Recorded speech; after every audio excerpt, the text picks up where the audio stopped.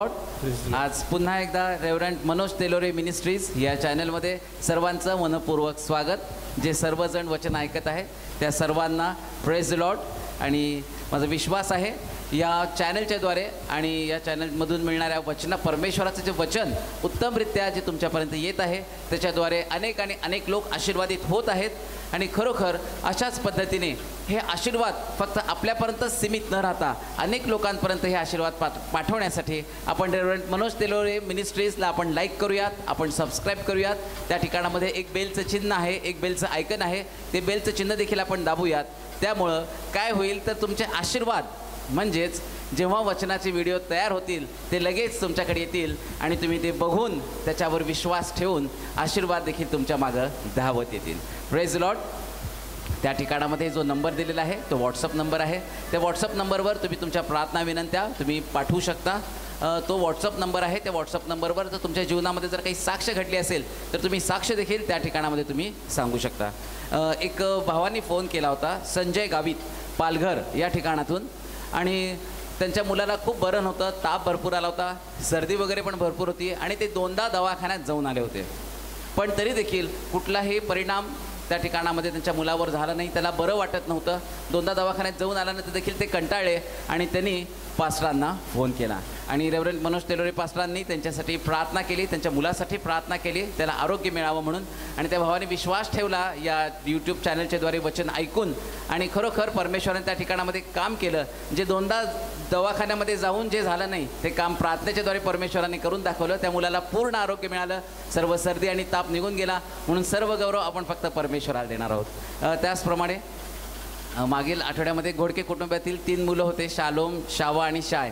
तर त्या तिघा मुलांना देखील डेंग्यू झाला होता आणि त्यांना देखील ताप आला होता। आणि डेंग्यूमध्ये आपल्याला माहिती आहे ब्लड प्लेटलेट्स जे असतात ते कमी, त्या ठिकाणामध्ये ते प्लेटलेट्स कमी होतात। आणि त्यांनी देखील पास्टरांना फोन केला, घोडके कुटुंबियांनी देखील परमेश्वरावर विश्वास ठेवला आणि पास्टरांनी त्या तिघांसाठी प्रार्थना केली आणि खरोखर परमेश्वराने अद्भुतरित्या त्या ठिकाणामध्ये कार्य केलं। त्यांना कुठल्याही दवाखान्यामध्ये ॲडमिट देखील करण्याची वेळ आली नाही आणि परमेश्वराने ॲडमिट न करता सर्व त्यांचा ताप घालवला आणि त्यांचे जे प्लेटलेट्स होते ते देखील परमेश्वराने नॉर्मल आणले, म्हणून सर्व गौरव आपण फक्त आपल्या जिवंत परमेश्वराला देणार आहोत। खरोखर माझा विश्वास आहे असे अद्भुत साक्षी घडत आहेत आणि आम्हाला जर ते साक्षी सांगण्यासाठी वेळ पण नाही, इतक्या भरपूर साक्षी परमेश्वर या यूट्यूब चॅनलच्याद्वारे घडवत आहे। म्हणून माझा विश्वास आहे की येणाऱ्या दिवसामध्ये तुमच्या जीवनामध्ये देखील एक मोठी साक्ष घडणार आहे आणि ती देखील या ठिकाणातून यूट्यूबच्याद्वारे अनेक लोक ती साक्ष बघणार आहेत, ऐकणार आहेत। आणि ही साक्ष ऐकून बघून आपल्याला एकच करायचं आहे की त्या जिवंत परमेश्वराचं नाव उंच आणि उंच करायचं आहे, कारण की वचनाच्याद्वारे तो कार्य करत आहे। आणि तेच अद्भुत वचन आज पुन्हा एकदा आपल्या सर्वांसाठी घेऊन येत असताना आपण स्वागत करूयात रेव्हरंड मनोज तेलोरे यांचं। सर्वांना शालोम। जिवंत देवाची स्तुती करतो, तो आमच्यामध्ये आहे। बायबल सांगतं 2 किंवा 3 माझ्या नावाने एकत्र जमतील मी त्यांच्यामध्ये आहे। चर्च बंद आहे म्हणून देव काम करायचं त्यानं थांबवलं असं नाही। मला माहिती की तुम्ही तुमच्या घरामध्ये तुमच्या परिवारामध्ये बसून देवाचं वचन ऐकत आहात आणि प्रभू तिथं काम करत आहे आणि खरंच देव काम करतो, त्याला समयाचं बंधन नाही। आणि बायबल हे पण सांगतं की देवाचं वचन हे ताजं आहे, फ्रेश आहे। हजारो वर्षापूर्वी लिहिलेलं पुस्तक आता मी वाचत आहोत, आता त्याच्यावर विश्वास ठेवतो आणि त्या विश्वासाच्या द्वारे आमच्यामध्ये चमत्कार घडतो, आमच्यामध्ये बदल घडतो, आमची परिस्थिती बदलली जाते। हे बायबलमधलं तितकंच एक सत्य आहे। आणि अशा परिस्थितीमध्ये पुष्कळ लोक साक्षीच्या रूपाने सांगत आहेत।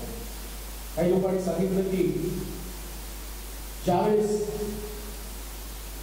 आम्ही टीव्हीवरती हे संदेश पाहिले आणि शेवटची प्रार्थना चालू होती आणि शेवटची प्रार्थना चालू असतानाच अद्भुत रीतीनं देवानं त्या ठिकाणात चमत्कार केला।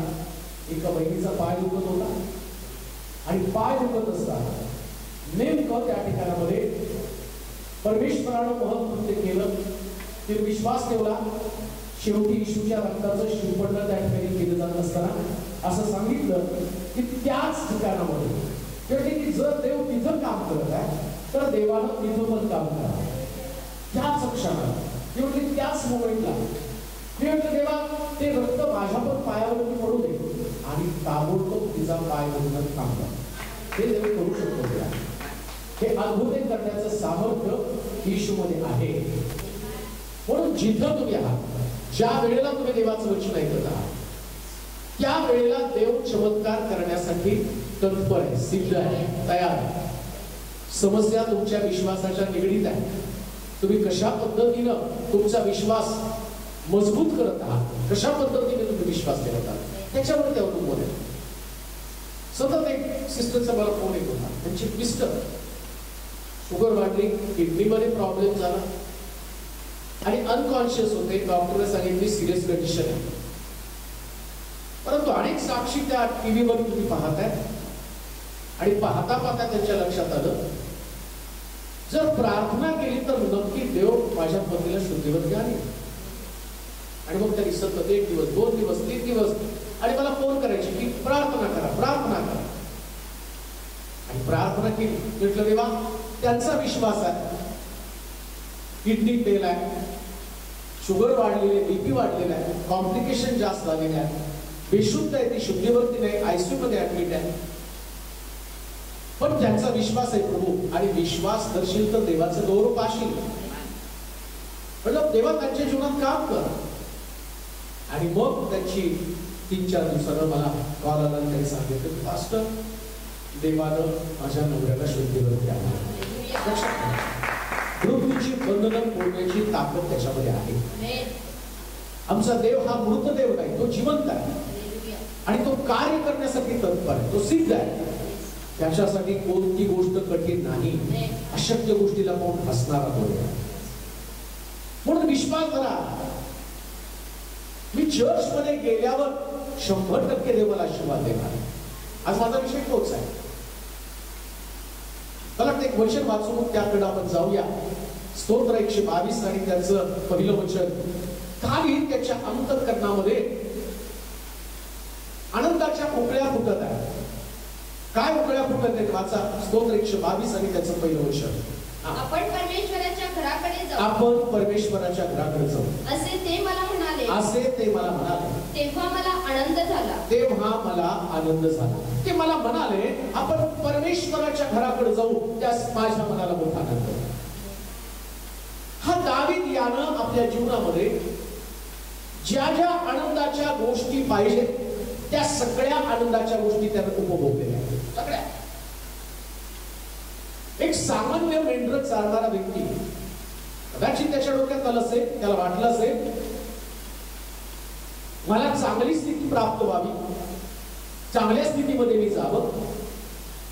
आणि देवानं क्षणात त्याची परिस्थिती बदलली आणि मेंढर चालणाऱ्यापासून राजा बनणं याच्यापेक्षा अजून मोठं आशीर्वाद कोणता असणार. आमच्या देशामध्ये जे पंतप्रधान मोदी आणि म्हटले मी चहा विकणार होतो आणि चहावाला म्हणत म्हणत मला आता पंतप्रधान पद मिळालं. सगळ्या भारताने त्यांना डोक्यावरती घेतलं का तर चहावाला पंतप्रधान झाला. म्हणजे आता सर्वोच्च आनंद तो झाला. दावीद सुद्धा मेंढर चालणारा व्यक्ती आहे आणि मेंढर चालणाऱ्यापासून राजा बनला. म्हणजे त्याचा आनंद आता सॅच्युअर झाला, संपला.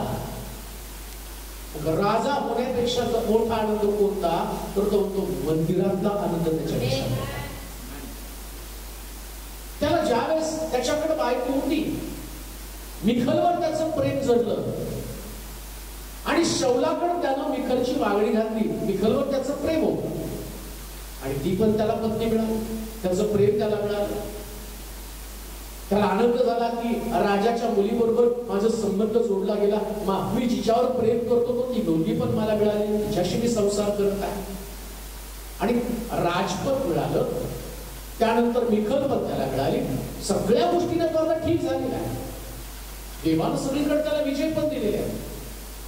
गल्ल्यातासारख्या व्यक्तीला त्यानं पडाव केला, मारलं आणि जमिनीवरती लोळवलं. जे शौलाला जमलं नाही आणि इस्रायलमध्ये असणाऱ्या कुठल्या योद्ध्याला जमलं नाही, पण ते दावीदाला जमलं. किती आनंद असला पाहिजे.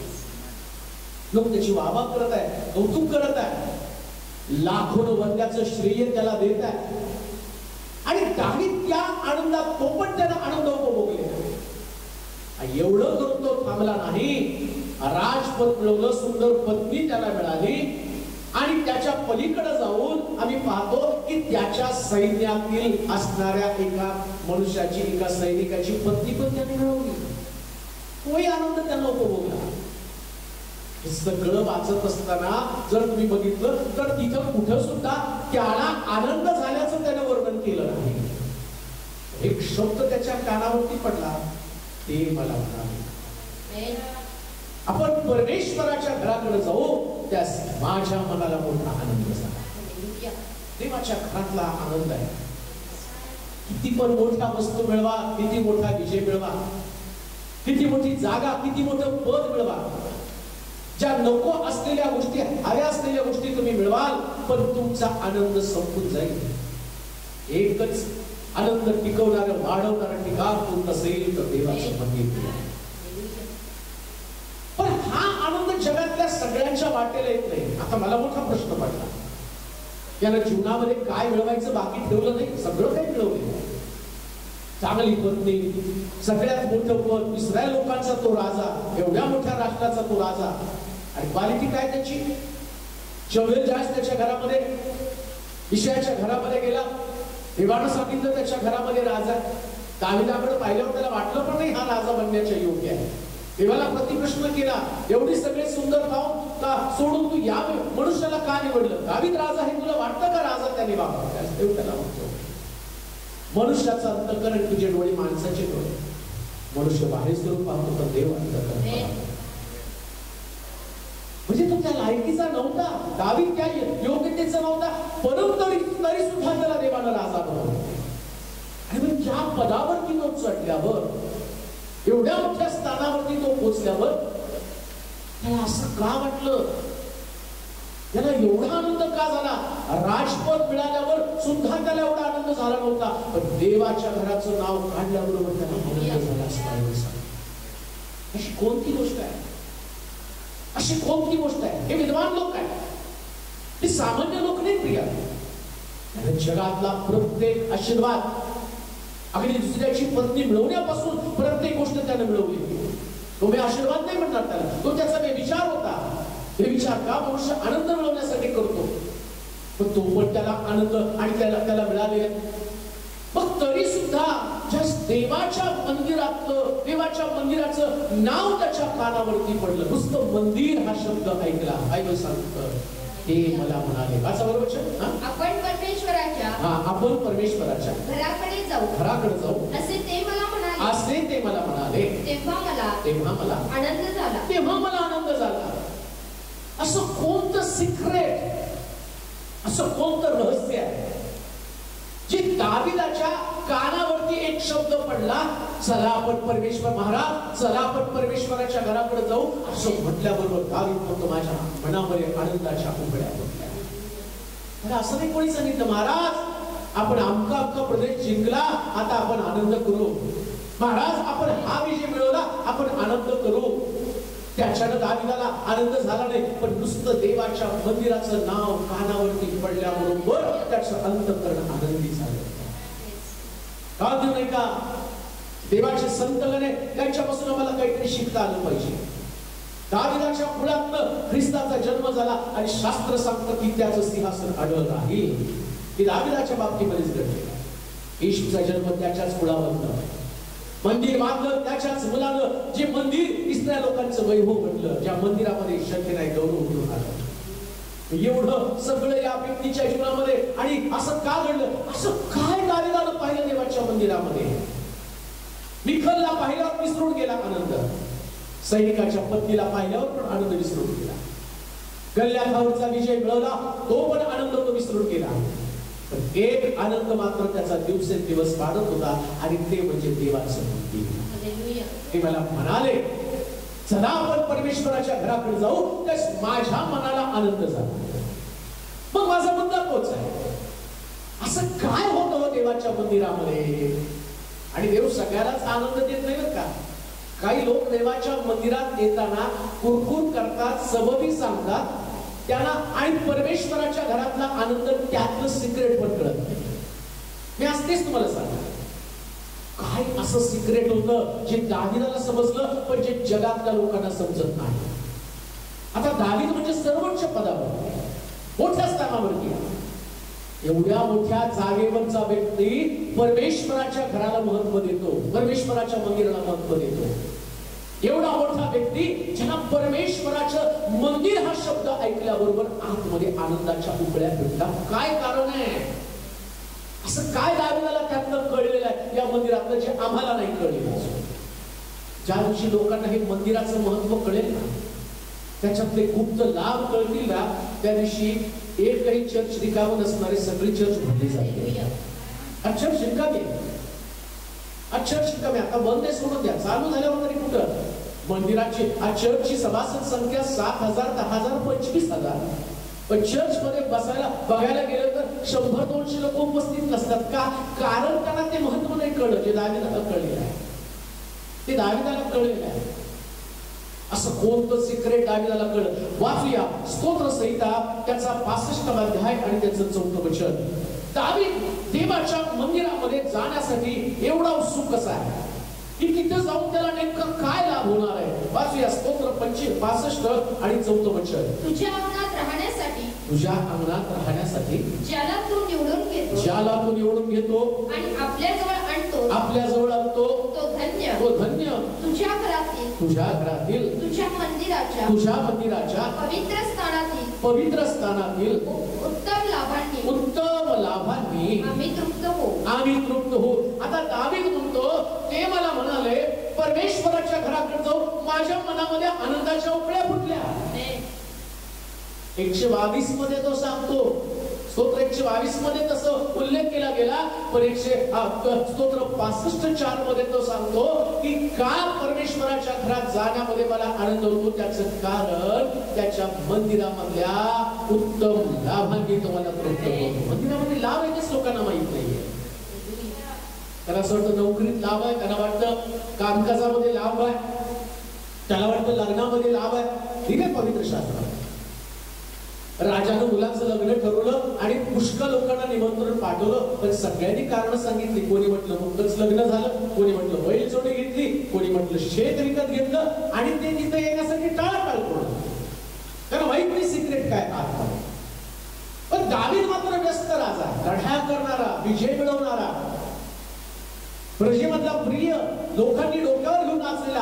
आणि सगळ्यात महत्वाची गोष्ट बायबल सांगतं, दावीद माझ्या अंतःकरणातला व्यक्ती, म्हणजे देवाच्या मन अंतःकरणातला व्यक्ती. एवढा बिझी व्यक्ती, राजकारणाचा प्रचंड अनुभव, युद्धाचा प्रचंड अनुभव, लढ्यांचा प्रचंड अनुभव आणि युद्ध मिळवण्याचा प्रचंड अनुभव. आणि तो व्यक्ती म्हणतो, मला परमेश्वराच्या घराकडे जाऊ हा शब्द कानावर पडल्याबरोबर माझ्या मनाला आनंद झाला. का? कारण त्याला कळलं देवाच्या घरामध्ये लाभ आहे. तुमच्या बिझनेस मध्ये लाभ नाही बरं का. आज पुष्कळ बिझनेसमॅन मला फोन करतात. एकानं सांगितलं, मुंबईमध्ये मी मोठे टॉवर्स बांधलेले आहेत, परंतु आता सध्या मी कर्जबाजारी, मला सुसाईड करण्याची वेळ आली. टॉवर्स बांधता गेलो. कोणी म्हटलं मी अब्जाधीश होतो, परंतु सध्या माझी परिस्थिती, माझ्याकडे खाण्यासाठी अन्न नाही. का? एवढं सगळं असताना कसं काय? दावीद म्हणतो, एक गोष्ट पाहिजे, तरुण होतो आता म्हातारा झाला, धार्मिक निरश्चित झालेली किंवा त्याची संतती विकसित झालेली. देवाच्या घराकडे तुम्ही जाताना, आणि देवाच्या घरातला लाभ आहे असं म्हणजे तुम्हाला मी ते लाभ कोणते ते त्याच्या पुढे सांगणार आहे. परंतु काय त्या ठिकाणामध्ये लिहिले? वाचूया. तुझ्या अंगणात राहण्यासाठी, तुझ्या अंगणात राहण्यासाठी, ज्याला तू निवडून घेतो, ज्याला तू निवडून घेतो आणि आपल्याजवळ आणतो, आपल्याजवळ आणतो, तो धन्य. सगळ्यांना नाही लाभ मिळत हा. आज सकाळी सगळ्याला लाभ नाही. सगळेजण, मला नाही वाटत कोण फेसबुक कडं आता आणि त्या गुगल मीट कडं, युट्यूब कडं हे कुणी बसलेले. जगाची लोकसंख्या तर भरपूर आहे, पण सगळे नाही तिथं. आता चर्च बंद आहे, मग चर्च बंद आहे. चालू होतं तर तुमचे कुठे देवे लागले होते, तुम्ही कुठे चर्च बंद होतं चालू असतात.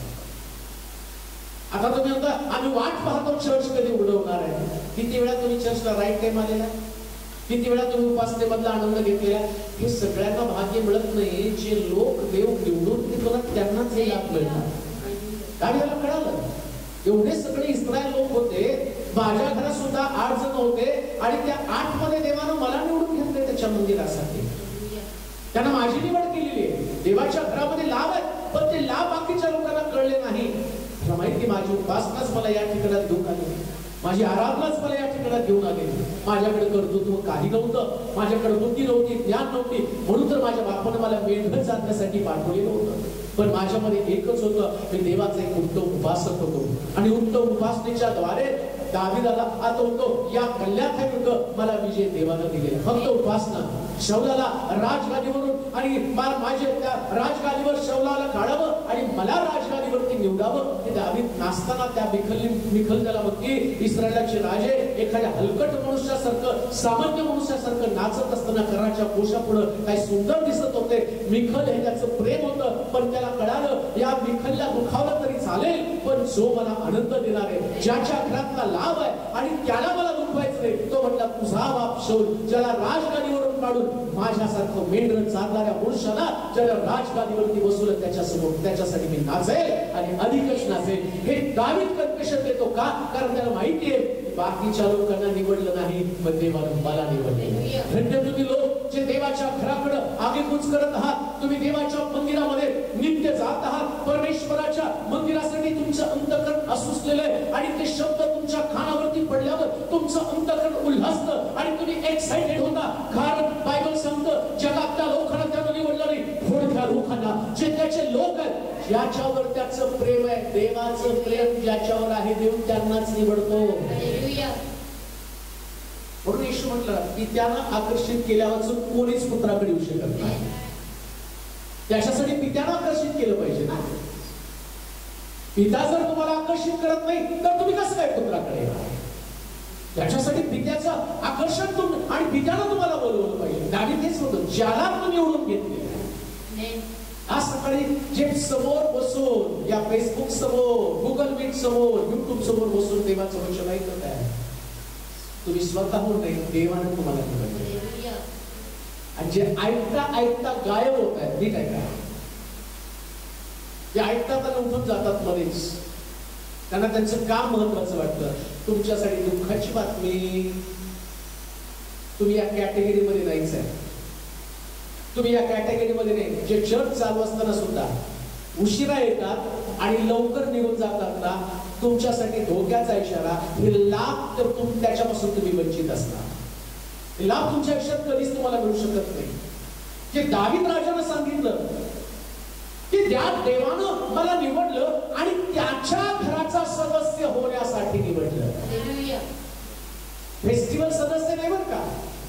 नाताळ, नवीन वर्ष, ईस्टर, गुड फ्रायडे या लोकांना फक्त कबरेत जागा मिळणार आहे, देवाच्या घरात नाही जागा मिळणार. देवाच्या घरात जागा मिळण्यासाठी देवानंच तुमची निवड केली पाहिजे. जोपर्यंत देव तुम्हाला निवडत नाही तोपर्यंत तुम्ही कसं प्रभूचं काम करू शकणार, कसे तुम्ही आशीर्वाद करू शकणार? देवाच्या गाभाऱ्यामध्ये वाचा वचन, तुझ्या अंगणात राहण्यासाठी, तुझ्या अंगणात राहण्यासाठी ज्याला ज्याला तू निवडून घेतोस, ज्याला तू निवडून घेतो आणि आपल्या जवळ आणतोस, आपल्या जवळ आणतोस, तो धन्य. तो धन्य. तुझ्या घरातील, तुझ्या घरातील, तुझ्या मंदिराच्या, तुझया मंदिराच्या पवित्र स्थानातील, पवित्र स्थानातील उत्तम लाभांनी, उत्तम लाभांनी आम्ही तृप्त हो. आम्ही तृप्त हो. कोण तृप्त हो?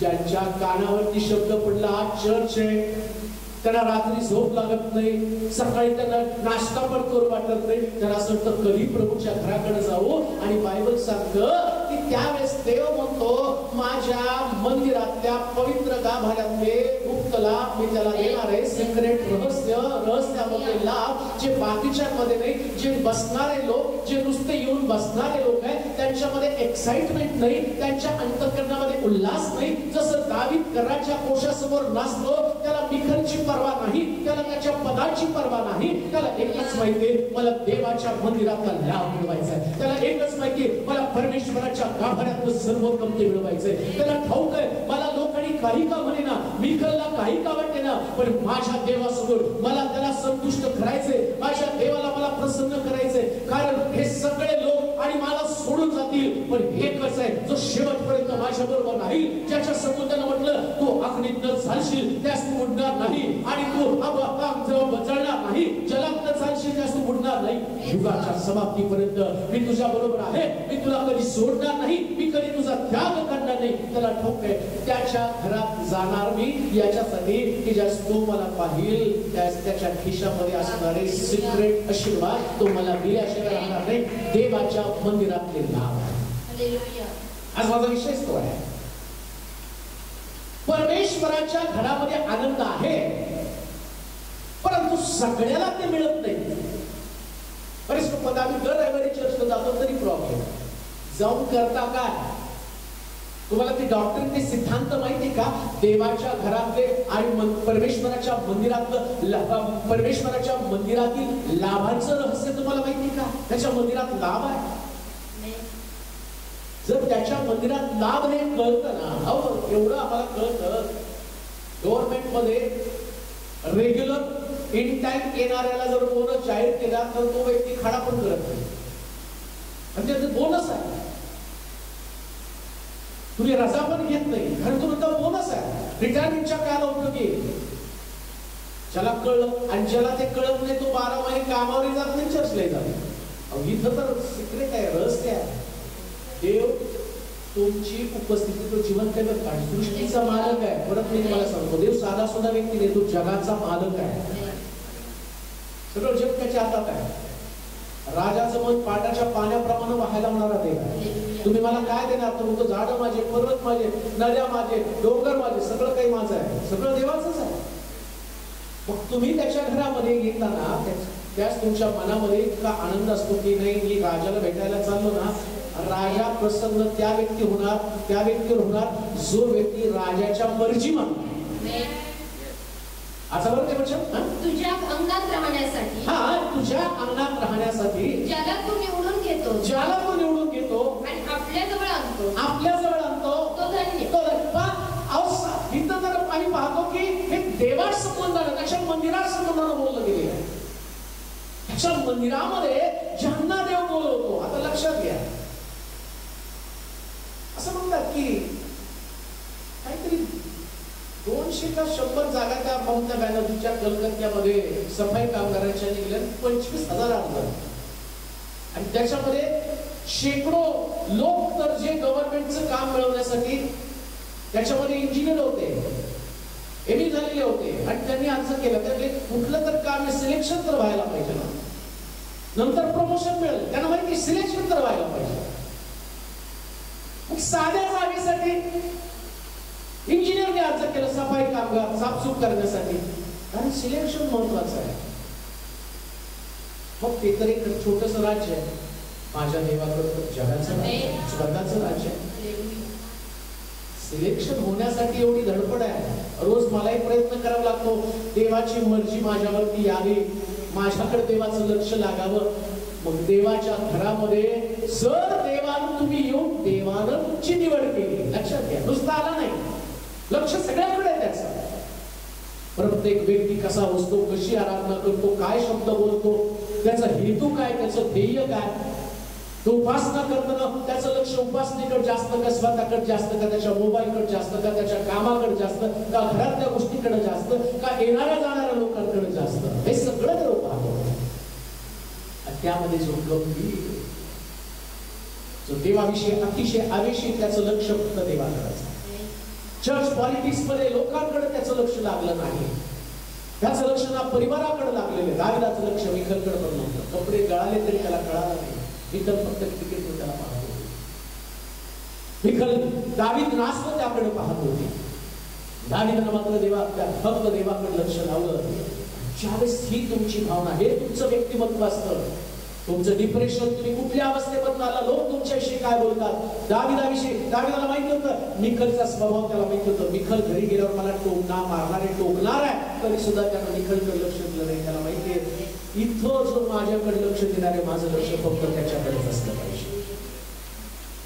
देवाच्या मंदिरामध्ये फक्त देवालाच भेटण्यासाठी या, फक्त देवाला भेटण्यासाठी. लाभ मिळवायचा आहे ना, देवाच्या मंदिरामधले लाभ आहेत ना, मग फक्त देवाला भेटणं एवढीच उत्कंठा, बस, दुसरं काय नाही. फक्त देवाचं दर्शन घडलं पाहिजे. त्याच्यासमोर पुष्कळ प्रश्न आहेत, लेकरांचे प्रश्न आहेत, त्याच्या बायकोचा प्रश्न आहे, त्याच्यासमोर मोठे मोठे शत्रू आहेत, पण त्याचं लक्ष त्याच्याकडे नाही. त्याला माहितीये मंदिराचा केंद्रबिंदू तो देव आहे. देवाचा केंद्रबिंदू मी आहे. पुष्कळ लोक असणार आहेत मंदिरामध्ये, पुष्कळ लोक चर्च मध्ये असणार आहेत. लक्षात ठेवा, गर्दीमध्ये बसू नका. गर्दीतली एक व्यक्ती दाविदासारखी तुम्ही म्हणा. देव त्याच्या मंदिरातले लाभ, त्याच्या मंदिरातले आणि लाभांचं रहस्य तुम्हाला प्रगट करत आहे. दावीद म्हणतो, हे मला म्हणाले परमेश्वराच्या घराकडे जाऊ, त्यास माझ्या मनाला मोठा आनंद झाला. का आनंद झाला? कारण त्याला माहितीये परमेश्वराच्या मंदिरामधले गुप्त लाभ, गुप्त लाभ सिक्रेट आहे आणि ते सगळ्याला नाही कळत. या मग कोणते गुप्त लाभ आहे जे मला आवश्यक आहे? मी ज्यावेळेस त्याचा अभ्यास केला तर मला देवाच्या मंदिराचं महत्व कळालं. काही लोक चर्चला जाताना ते काय म्हणतात, आज माझी तब्येत बरी नाही मग मी चर्चला नाही जाणार. कामाला जाते बरं का गोळ्या खाऊन, कारण त्यांना असं वाटतं की मग तेवढा रोजगार मिळेल. चर्चला जाताना नाही, मला आज माझी तब्येत बरी नाही, मला मानसिक दृष्टिकोनातून जरा माझं आणि थकवा आलेला आहे, मी चर्चला जाणार नाही. तुम्ही लाभ कोणता लाभ वाचूया एचकेलचं पुस्तक आणि त्याचा 47वा अध्याय आणि त्याचं पहिलं वचन वाचूया. एचकेलचं पुस्तक 47वा अध्याय पहिलं वचन. मग त्याने मला मंदिराच्या द्वाराकडे परत नेले. मंदिराच्या द्वाराकडे परत नेले. तो पहा मंदिराच्या उंबरट्या खालून पाण्याचा झरा निघून पूर्वेकडे वाहत होता. आता तो झरा निघाला. 8-9 वचनामध्ये वाचा बरं. मंदिराच्या उंबरट्या खालून एक झरा निघाला आणि तो पूर्वेकडे वाहत गेला. 8 आणि 9 वचन. तो मला म्हणाला, हे पाणी पूर्व प्रदेशाकडे वाहत जाते आणि तेथून अराबात उतरून समुद्राकडे जातो. ही नदी समुद्रास मिळून त्याचे पाणी निर्दोष होते. ही महानदी जाईल तेथे जे जीवजंतू भरले असतील ते जगतील व तीत मासे विपुल होतील. कारण जेथे हे पाणी जाईल तेथे सर्व काही निरोगी होईल. तुम्ही जर म्हटला मी आज चर्चला जाणार नाही, न जाण्याचं कारण काय? माझी तब्येत बरी नाहीये. पण दावीद म्हणतो, ते मला म्हणाले परमेश्वराच्या घराकडे जाऊ, त्यास माझ्या मनाला आनंद झाला. कारण का? त्याला माहितीये या मंदिरातला पहिला लाभ कोणता? या मंदिरात वाहणारी एक नदी आहे आणि या नदीचं पाणी निरोगी करणारं पाणी. हे मंदिराचं पाणी निरोगी करणारं पाणी. आणि त्या तिथं असं लिहिलं, जे जीवजंतू त्याच्यामध्ये सापडतील, या सगळ्याला निरोगी करणारी ही नदी. मग तुम्ही तर आजारी आहे म्हणून घरी थांबला, पण तुम्ही तुमचं आरोग्य घालव. आणि मला ते कळलं, माझ्या निरोगी जीवनासाठी मला देवाच्या घरामध्ये जायलाच पाहिजे. का? कारण देवाच्या घरामध्ये आरोग्य आहे. देवाच्या घरामध्ये आरोग्य आहे. हे निरोगी करणारं पवित्र आत्म्याची नदी जी आहे ना, ती नदी आणि देवाच्या मंदिरामध्ये राहते. मला अजून आठवतं, पूर्वी चर्च रोटरी क्लब मध्ये आपलं चर्च रोटरी क्लब मध्ये असायचं एक हॉल होता. त्या हॉलमध्ये आम्ही चर्च बनायचो.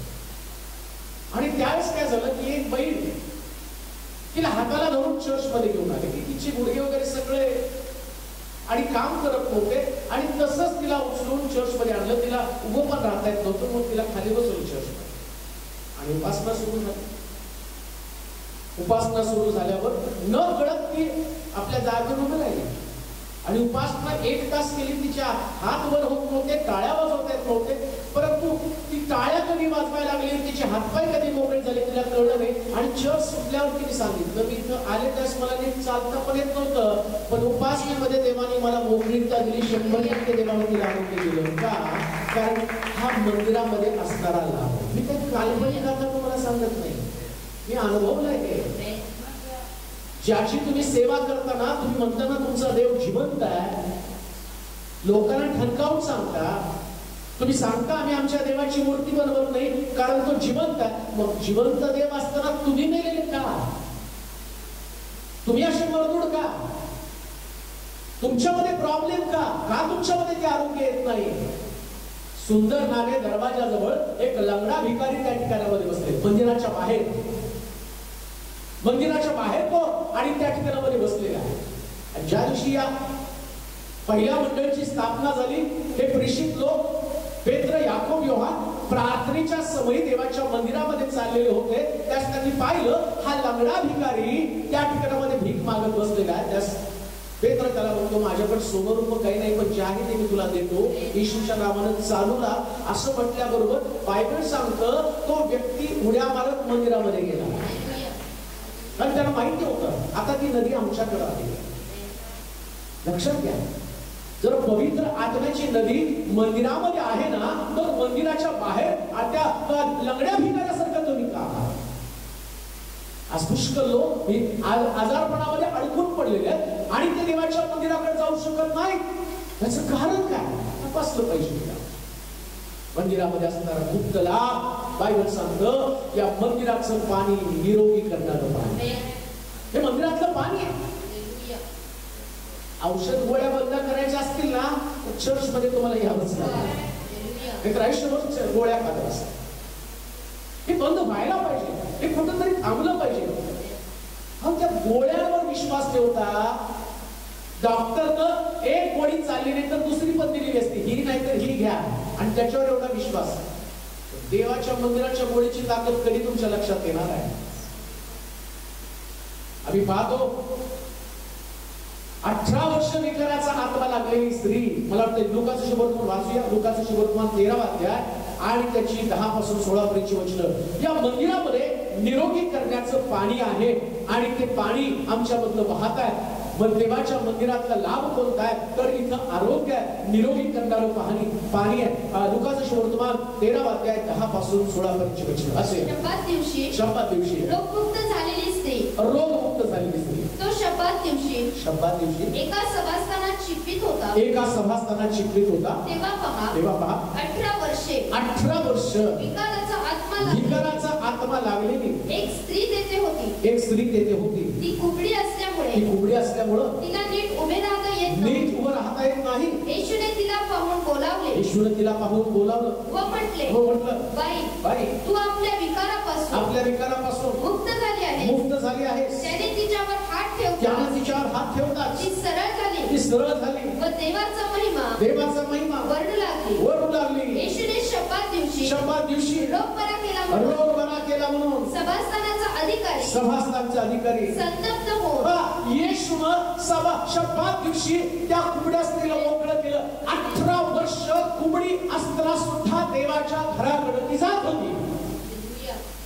एक दिवस तुमच्या जीवनात येणार आहे, एक शब्दात तुमच्या जीवनामध्ये येणार आहे की ज्यातनं तुम्ही तुमच्या विकारापासून मुक्त होणार आहे, पण देवाच्या घराकडे जाणार. ती 18 वर्ष जर म्हणते असते मला कुबडच आहे आणि मला प्रभूनं बरंच केलं नाही, अहो देव पाहतो तिथं लाभ द्यायचं ना त्यावेळेस तो त्याचं संपूर्ण निरीक्षण करतो.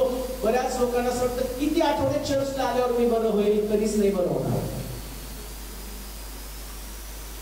ते फक्त डॉक्टरकडे जातं, 5 दिवसाचा कोर्स करा, 7 दिवसाचा कोर्स करा आणि मग प्रत्येक आला पावसाळा तब्येत सांभाळा, प्रत्येकाचा डायलॉग तोच येतो. देवाच्या घराचं तसं नाही. आणि म्हणतो ते मला म्हणाले देवाच्या घराकडे जाऊन त्यास माझ्या मनाला मोठा आनंद झाला. का? कारण त्याला माहिती देवाच्या घरामध्ये रोगापासूनचं संरक्षण, धार्मिकाच्या नमूजवळ कोणता काय करणार तो तुमच्या डेऱ्याच्या निकट येऊ शकत नाही. लुसिफर सैतान त्या योबाच्या घरावरती डेरा टाकून बसलेला होता आणि स्वर्गामध्ये निराश हताश होऊन गेला. देवाला विचारलं काय भिडून फिरून आला, तुझं लक्ष माझ्या सेवक योब याकडे गेलं का? त्यास तो म्लान झाला. का?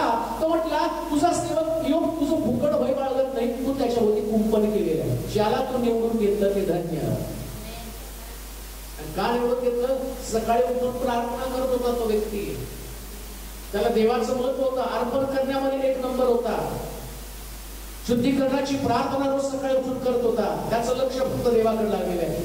आणि जेव्हा तुम्ही देवाच्या घराकडे येताना उपासना करता, त्याला अर्पण सादर करता, तुमची आराधना चालू असते ना, तिकडे देव तुमच्या भोवती कुंपण करायला सुरुवात करतो. माझे लोक आहेत आणि व्याधिकरांना सांगतो हे सुरक्षित आहे. करोना फिरोना सगळ्याला येतो, त्यांचा घात करायचा नाही, नाश करायचा नाही. का? कारण मी त्यांना माझ्या रक्तानं खोलून घेतलेले, हे रक्तानं मिळवलेले लोक आहेत. आणि म्हणून दावीद म्हणतो ते म्हटले परमेश्वराच्या घराकडे जाऊ, माझ्या मनाला मोठा आनंद झाला. ज्या दिवशी चर्च उघडेल ना, आनंदानं उड्या मारत देवाच्या घराकडे जा, कारण तिथंच तुमचं संरक्षण आहे, तिथंच तुमच्या लेकरांचं संरक्षण आहे, तिथंच तुमचा परिवार सुरक्षित राहणार आहे. औषध गोळ्याने तुम्ही सुरक्षित राहणार नाही, त्याचे दुष्परिणाम तुमच्या शरीरावरती तुम्हाला भोगावे लागणार आहे. देवाच्या घरातली सुरक्षा ही जगातली सगळ्यात भारी सुरक्षा आहे. तिथं 100% तुम्हाला सुरक्षा मिळणार आहे. जे जे जीवजंतू म्हटलेले आहे, जे जे जीवजंतू, कधी कधी देवाचे लोक मंदिराच्या बाहेर असतात, विदर्भी लोक ज्यांना ख्रिस्त माहित नसतो चर्च मध्ये बरे जातात, ते सापडतात जीवजंतू देवाच्या लोकांना झालं काय, त्यांना देवाच्या घराचं महत्व कधी येणार, कधी तुम्हाला हे सिक्रेट, हे रहस्य कळणार आहे. तुम्ही तुमचा परिवार, तुमच्या परिवारातले लोक जर निरोगी व्हायला पाहिजे तर देवाच्या घरासारखी दुसरी सुरक्षित जागा कोणतीच नाही. ते मला म्हणाले परमेश्वराच्या घराकडे जाऊ, त्यास माझ्या मनाला मोठा आनंद झाला, कारण त्याला माहिती होतं की देवाचं मंदिरच मला राखणार. म्हणून शौल त्याला किती वेळ त्याला मारण्याचा प्रयत्न केला, पण प्रत्येक वेळेस प्रभूने त्याला वाचवलं. हा त्याला देवाच्या मंदिराचं महत्व होतं. त्याचा मुलगा अबशालोम त्याच्यावर बंड केला, त्यानं राजा म्हणून स्वतःला घोषित केलं, परंतु तरी सुद्धा त्याचा साथीदार दाविदाचा मदतनीस आणि त्याचा सरदार त्याला म्हणतो, महाराज चला आपण आणि पळून जाऊ, कारण आता तुमचा मुलगा तुमचा घात केल्याशिवाय राहणार नाही. पण तिथं पण देवाने त्याला वाचवलं. वृद्धकाळापर्यंत देवाने त्याला संरक्षण दिलं का, त्याला मारण्याचं कोणता व्याधी, कोणती तलवार अस्तित्वात नाही का, तो तुमच्या तलवारीची फाळ करून टाकेल मी, आणि देव तुमचं संरक्षण करेल आणि देव तुमची राखण करेल. म्हणून परमेश्वराच्या घरामध्ये जर सिक्रेट असणारा गुप्त लाभ कोणता, तर तुमचं आरोग्य देवाच्याच मंदिरामध्ये, दुसरीकडे कुठंच नाही. देवाच्या मंदिरातलं आरोग्य तुमच्यामध्ये टिकून राहतं. देवाच्या मंदिरात किती मोठा व्याधी विकार असतो, फक्त परमेश्वराच्या घराकडे तुम्हाला. शेवटी डॉक्टर पण सांगतात, आता आमचं संपलं प्रयत्न, आता देवानेच त्याला बरं करा. डॉक्टर सांगितल्यावर तुम्ही देवाकडे बघता, त्याच्या आधी सोडा येणारच नाही. मग तो इथं गेल्यावर शेवटच्या स्टेजला ते सांगतात, नाही आता तुम्ही देवाचा धावा करा. मग देवाचा धावा करता त्यास वेळ निघून गेली. पहिल्यांदा तुम्ही देवाचा धावा केला असता, ही वेळ तुमच्यावरती आली नसती. म्हणून लक्षात घ्या, देवाच्या घरामध्ये तुम्ही सुरक्षित राहणार, हा लाभ मिळवा देवाच्या घरामध्ये. आणि तुमच्यासाठी काय असणार आहे, तर त्या ठिकाणी 133 स्तोत्र, त्याचं 3रं वचन वाचा. स्तोत्र 133. कोणतं सिक्रेट गुप्त लाभ त्या ठिकाणामध्ये आहे? सियोन डोंगरावर उतरणाऱ्या, सियोन डोंगरावर उतरणाऱ्या, हर्मोन पर्वताच्या दहिवनासारखे. 133 1 पासून वाचा. पहा, बंधूंनी ऐक्याने एकत्र राहणे किती चांगले व मनोरम आहे. किती चांगले व मनोरम आहे. ते मस्तकावर ओतलेल्या अहरणाच्या दाढीवर उतरलेल्या, त्याच्या वस्त्राच्या काठापर्यंत ओघळलेल्या बहुमोल तेलासारखे आहे. सियोन डोंगरावर उतरणाऱ्या हर्मोन पर्वताच्या दहिवरासारखे ते आहे. कारण तेथे परमेश्वरानं आशीर्वाद म्हणजे अनंतकालिक जीवन देण्याचे ठरवले आहे. परमेश्वर आशीर्वाद देण्याचं ठरवलं. कुठं ठरवलं? तुम्ही म्हणता नाही मी ठरवलं, यावर्षी आम्ही प्रार्थना करून लेकरू मिळणार. तुम्ही कोण ठरवणार आहे? तुम्ही चर्चची पायरी चढली का? तुम्ही देवाच्या मंदिराकडे गेलात?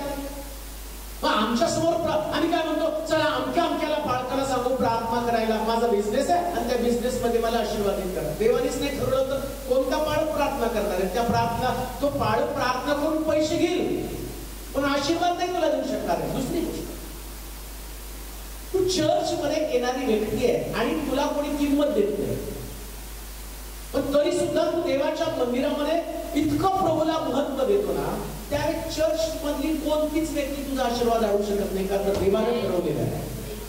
देवाने ठरवलं. ज्या व्यक्तीला हे रहस्य कळतं ना, तो कोणाला दोष देत बसत नाही. त्याला माहिती आशीर्वाद जर देवापासून मिळतो ना, मग देवापासून आशीर्वाद मिळवण्यासाठी मी त्याच्याकडे पाहिजे. देवाच्या घरातला लाभ कोणता? तो एकत्र ज्यावेळेस बंधूजन एकत्र येतील, मी तिथं मस्तकावर तेल ओतील आणि जगाच्या काठापर्यंत ते उतरेल. आणि एवढंच नव्हे तर मी ठरवतो त्यांच्या एकत्र येण्याला आशीर्वाद देण्याचं मी ठरवत आहे. परमेश्वरानं ठरवलं ज्यास लोक एकत्र मंदिरामध्ये येतात मी तिथं आशीर्वाद देण्याचं ठरवलं. मग एखादा संडे तुम्ही देवाच्या घरापासून दूर राहतात, देवानं ठरवलं आशीर्वाद द्यायचा, तो आशीर्वाद तुम्ही कमवून बसला, तो आशीर्वाद तुम्ही घालवा ना. कुबडी स्त्री जर त्या दिवशी 18 वर्षातला तिचा नेमका तोच दिवस मिस झाला असता तर बायबल मध्ये तिची जागा पण आली नसती. अजून एक गोष्ट तुम्हाला सांगतो, सातत्यानं मंदिरात जात राहा. एक दिवस असा येईल त्या दिवशी तुम्ही त्या मंदिरासाठी आणि तुमच्या शहरासाठी आशीर्वादाचं कारण बनाल. तुमचं सातत्य, सतत सतत तुम्हाला देवाच्या मंदिराकडे येणं, ही जी तुमच्या मनातली धारणा आहे ती तुम्हाला बदलूनच टाकते, तुमची स्थिती बदलून टाकते. परमेश्वर तिथं आशीर्वाद देण्याचं ठरवतो जेव्हा देवाचे लोक एकत्र येतात. तुम्ही म्हणाल नाही मला ना चर्च मधलं काही आवडत नाही, तिथं पॉलिटिक्स आहे, आमच्या मी घरीच प्रार्थना करतो, घरीच प्रार्थना करते, देव मन पाहतो. नक्की देव पाहतो. तुझ्या घरात काही कमी पॉलिटिक्स आहे का? घरात काय तुमचं थोडं नवरा बायको असलं तर त्यांचं एकमेकांची राजकारण असतं. चर्च मधल्या राजकारणाची तुला त्या ठिकाणामध्ये तुमच्या घरात एकमेकांशी पडतं का? तुमच्या घरात पटत नाही म्हणून मंदिरात तुम्हाला चुका दिसतात. आणि मंदिरामध्ये तुला कोणा व्यक्तीला नव्हे, मंदिरामध्ये असणाऱ्या केंद्रबिंदूला तुला देवाला तुला भेटायला, पालकाला भेटू नकोस, सभासदांना भेटू नकोस म्हणजे माझं म्हणण्याचा उद्देश त्यांच्याकडे लक्ष देऊ नको. जग सुटल्यावर देव भेटल्यावर परिवर्तन होतच. शंभरोणी स्त्रीला आधी पुष्कळ लोकांनी नाकारलेलं आहे, ती व्यभिचारी स्त्री आहे, त्याच्यामुळे ती लोक नसताना पाणी भरायला जात होती. पण येशू भेटल्यानंतर ती लोकांना भेटायला गेली आणि शंभरोन तिला येशूकडे घेऊन आली. येशू भेटल्याचा परिणाम आहे, चिन्ह आहे. जे तुम्हाला भेटत नाही त्यांना तुम्ही जाऊन भेटता. तुमचं परिवर्तन झालं ना मग तुम्ही लोकांकडनं अपेक्षा नाही करत त्यांनी मला भेटा, तुम्ही जाऊन भेटता लोकांना. आणि का भेटणं माहिती का? आता तुम्हाला कळालं मी आशीर्वादित आहे. मी ज्या दुसऱ्याच्या हातामध्ये हात देतो ना, शास्त्र सांगतं अरुणाच्या मस्तकावर ओतलेल्या तेलासारखं ते डोक्यावरून सगळ्याच्या काठापर्यंत येतं. तुम्ही एकमेकाच्या हातात हात देता, तुम्ही काय करता? आशीर्वाद पास करता एकमेकाच्या जवळ. एक वस्तू दुसऱ्याच्या हातामध्ये देतात म्हणून त्याच्यासाठी मंडळीमध्ये युनिटी, ऐक्याची गरज आहे का? हे आशीर्वाद पास होत राहतात. नाहीतर एखादी व्यक्ती आशीर्वादित आहे पण लक्षात ठेवा हे आशीर्वाद तुम्हाला पास करता आले पाहिजे. आता आशीर्वाद म्हणजे नेमकं काय तुम्हाला सांगू का? आशीर्वाद म्हणजे तुमच्या जीवनातली नेमकी कमतरता. काय आशीर्वादाची व्याख्या? बरेच लोक म्हणतात आज आम्ही तुमच्या वचनानं आशीर्वादित झालो. पुष्कळ लोक सांगतात. मी त्यांना विचारलं तुम्हाला तुम्ही आशीर्वादित झाला म्हणजे नेमकं काय हो? हा कदाचित काही लोकांच्या डोळ्यामध्ये पाणी आलं असेल काही, पण आशीर्वाद म्हणजे तुमच्या जीवनातली कमतरता नाहीशी करणं. म्हणजे जे वचन तुमच्या जीवनात कमी होतं ते वचन तुमच्याकडे आलं, तुम्ही आशीर्वादित झालेला आहात. पण खरा आशीर्वाद कोणता माहिती का? आता वचनात तुम्ही आशीर्वादित होताच, पण देवाचं वचन नुसतं ऐकण्यासाठी पण नाही, वाचण्यासाठी सुद्धा नाही. देवाचं वचन तुमच्यामध्ये बदल, तुमच्या स्थितीमध्ये बदल करण्यासाठी. आता तुम्हाला पवित्र शास्त्राचं सांगतो. अब्राहम म्हातारा झाला, देवानं त्याला बोलवलं त्याच्या अगोदर आणि मग निघाला तो कनानामध्ये. जाता जाता देवानं त्याला संपन्न केलं. सोनं रूप उंट गाडी सगळं काही त्याच्याकडे मुबलक झालं आणि प्रवासामध्ये सगळं काही त्याने मिळवलं. एका गोष्टीची रुखरुख त्याला होती, देवा सगळी संपत्ती तू दिलीस, आता सगळं त्याच्याकडे काय नाही, मोनोकर चाकर तो मी सगळी संपत्ती आता माझ्या चाकरला देऊन जाणार, आता मला मुलगा नाहीये. परमेश्वराने त्याच्याकडे पाहिलं, त्याला ठाऊक मी सगळे आशीर्वाद त्याला दिले, सगळं त्याच्याकडे, पण एक कमतरता आहे, त्याच्याकडे लेकरू नाही. मग देव त्याच्याकडे तर त्याचं कामच आहे आशीर्वाद देत राहणं. ज्याला त्याने निवडून घेतलं, निवडून घेतो कशासाठी? फक्त त्याग करायला, फक्त उपासना करायला, फक्त आराधना करायला नाही हो. आराधना हे तुमचं काम आहे आणि आशीर्वाद हा देवाचं काम आहे. तुम्ही तुमचं काम केलं, देव देवाचं काम करणार आहे. चर्चला येणं हे तुमचं काम, तुमच्याकडे लक्ष देणं देवाचं काम. पण चर्च मध्ये आल्यावर तुम्ही तुमचं काम सोडलं. समजा मी चर्च मध्ये सगळे उपासना करते, आराधना करत आहे, मी मोबाईल खेळत आहे, देवाच्या लिस्ट मध्ये तुमचं नाव, शाळेमध्ये पण तो मुलगा ब्लॅक लिस्ट मध्ये असतो का, तर त्याचं लक्ष कधी शाळेत नसतं. मग शाळेपेक्षा देव तर भारीच आहे. तुम्ही देवाच्या घरात आल्यावर तुम्ही जर टाइमपास करायला लागला, मग तुमचे प्रश्न आल्यावर देव टाइमपास करत बसतो. आणि प्रार्थना केली, ते आले, मला काही झालं नाही, कसं होईल? तुला देवाच्या घराचं महत्व त्यावेळेस कळलं होतं. आता मी किती डोकं आपटून घेतलं, प्रार्थना केली तर देव कशाला माझा ऐकणार? मग तो बाजूला हो, याचा माझा जुना व्यवहार आहे, तो मला चुकता करायचा आहे. त्यासाठी देवाच्या घराला दुय्यम स्थान दिलं होतं. परंतु अब्रामानं देवाच्या घराला प्रथम स्थान दिलं. देव बोलला उठ उठायचा. देवाविषयी तो इतका जागरूक होता आणि जास्त आशीर्वाद देण्याचा समय. अब्राम बोलू नकोस,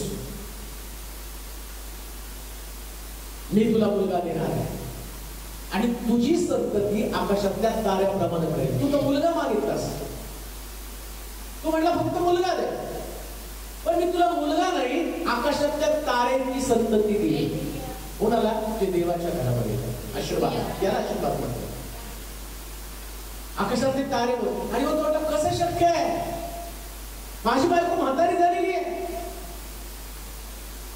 तिचं गर्भाशय बंद झालेलं आहे, तिलाही सुटू द्या, मलाही सुटू द्या.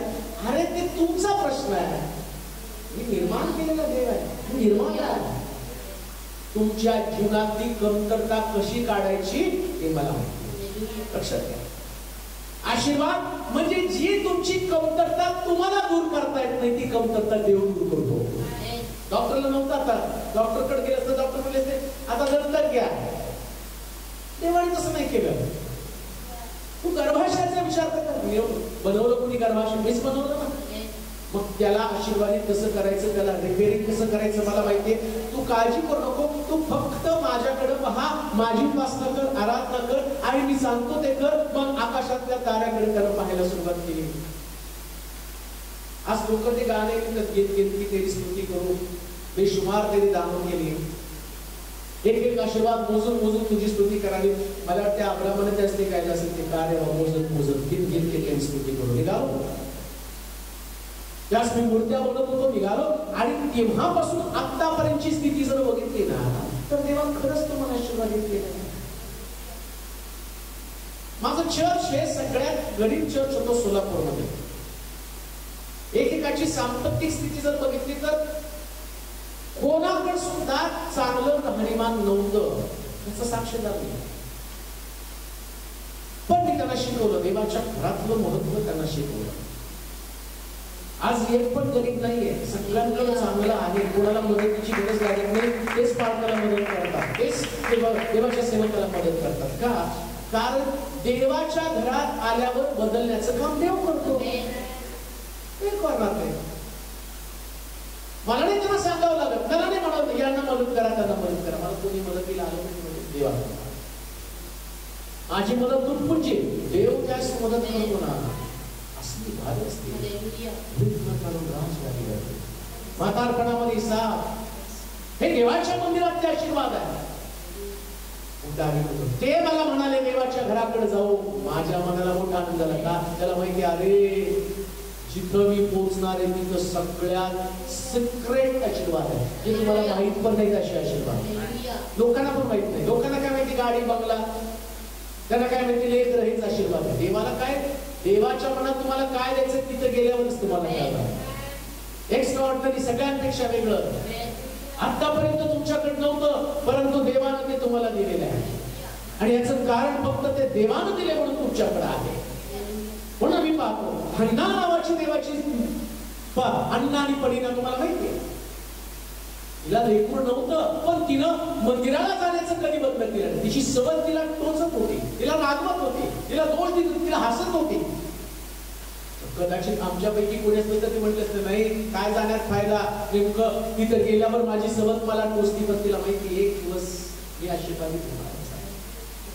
आज माझ्याकडे लेकरू नाही, पण एक दिवशी असणार. आणि मग ती मंदिरात गेली.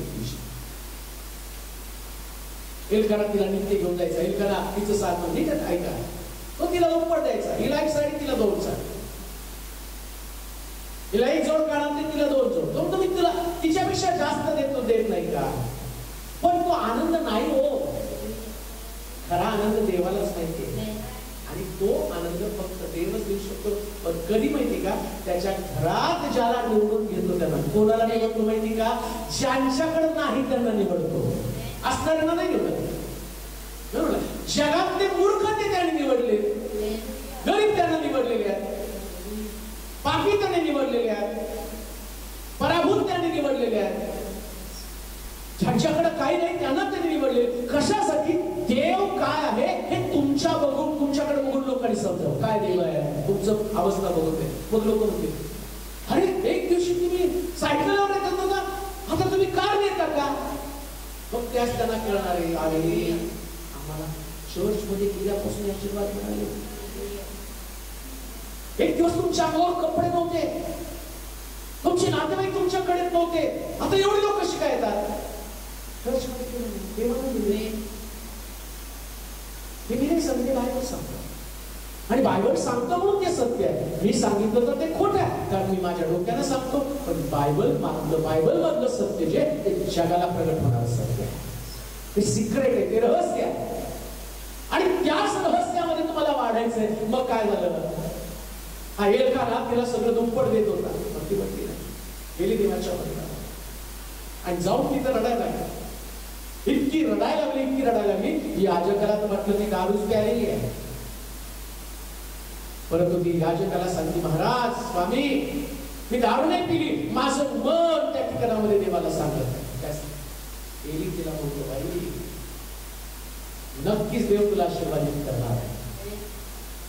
नित्य देवाप्रमाणे देवाच्या घरात गेली आणि दुसऱ्या वर्षी तिच्याकडे लेकरू होतं. नुसतं लेकरू नव्हतं, तिच्याकडे शवेल होता.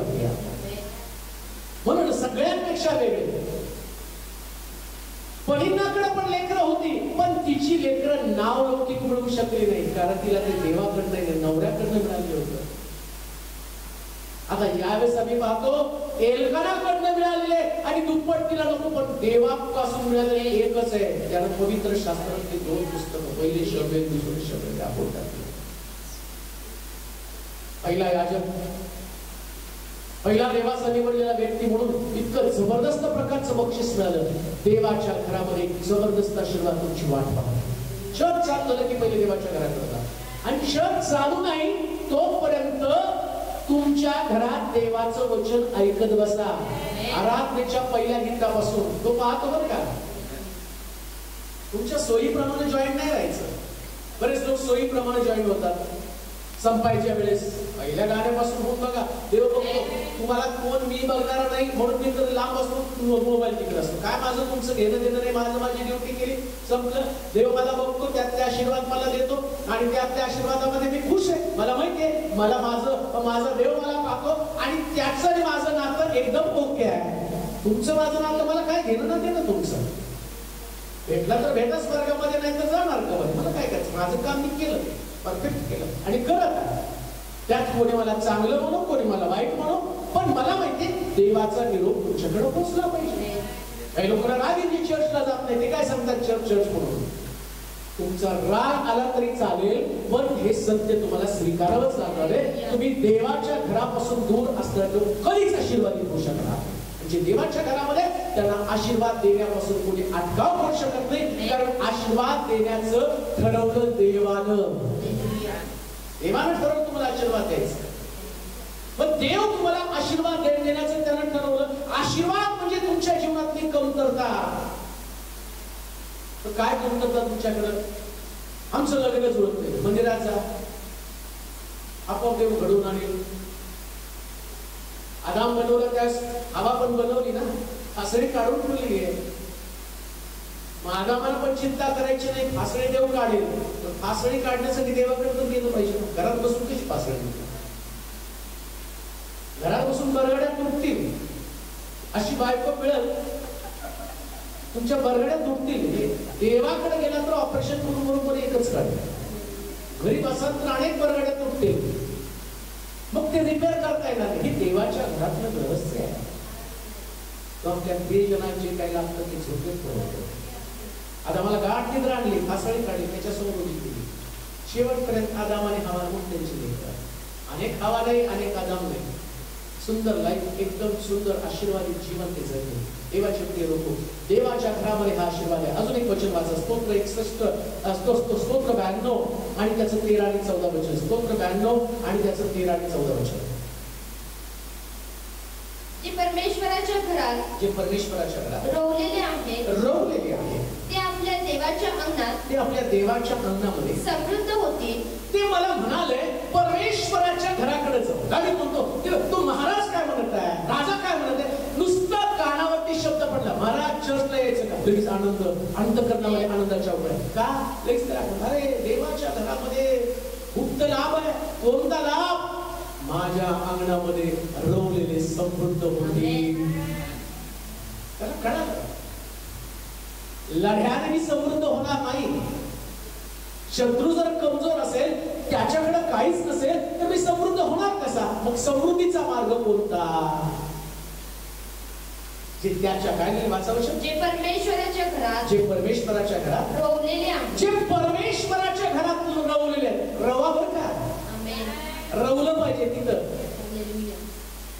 असं नाही की आज इकडं उद्या तिकडं, आज या डब्यात उद्या त्या डब्यात. ते लोक आशीर्वादित होणार नाही. काही लोकांचं कुठंच पटत नाही. आणि काही लोक तर सकाळी एका ठिकाणी राहतात, संध्याकाळी दुसऱ्या ठिकाणी राहतात. त्यांचाही काय उपयोग नाही. ते रवारवी खेळ असतो. पावसाळ्यात आता इकडे बंद झाले ते. पावसाळा चिखल असलं की ते गज घ्यायचा आणि जमिनीवरती मारत बसायचं, ते रवारवी. पुष्कळ लोकांची रवारवी तशी. आज या चर्चमध्ये होते, त्या चर्चमध्ये सकाळी एक ठिकाणी, संध्याकाळी कशी आशीर्वादित होणार आहे? परमेश्वराच्या घरात एका ठिकाणी तुम्हाला एका जागेवरती घडतं. माझं पटत नाही, मला आवडत नाही, मला हे आवडत नाही, मला ते आवडत नाही. आमच्याकडे होता, मला हे आवडतच नाही. शेवटी तो कोणालाच आवडत नाही. आवडला देवाला आवडणारं व्यक्ती तुम्हाला म्हणायचं. ज्यावेळेस तुम्ही देवाच्या घरामध्ये राहता ना, सातत्यानं तुम्ही राहता आणि तुम्ही फक्त देवाला उपासना देता. फक्त देवाला उपासना, फक्त परमेश्वराकडे चित्त लावा. मजबूतीने देवाच्या घरामध्ये टिकून राहा. काय परिणाम होणार आहे? काय परिणाम होणार आहे? शास्त्र सांगतं, देवाच्या घरात येणारे लोक गरीब राहत नाही, समृद्ध होतील म्हणून सांगितलेलं आहे. पत्र्याच्याच घरात राहणार नाही, 10 बाय 10च्याच खोलीमध्ये राहणार नाही. हे सत्य बायबल मधलं. मी खरंच तुम्हाला इकडचं तिकडचं कोणतं सांगत नाही. देवानं जग निर्माण केलं आणि सृष्टी निर्माण करून त्याच्यामध्ये आदामाला त्यानं ठेवलं.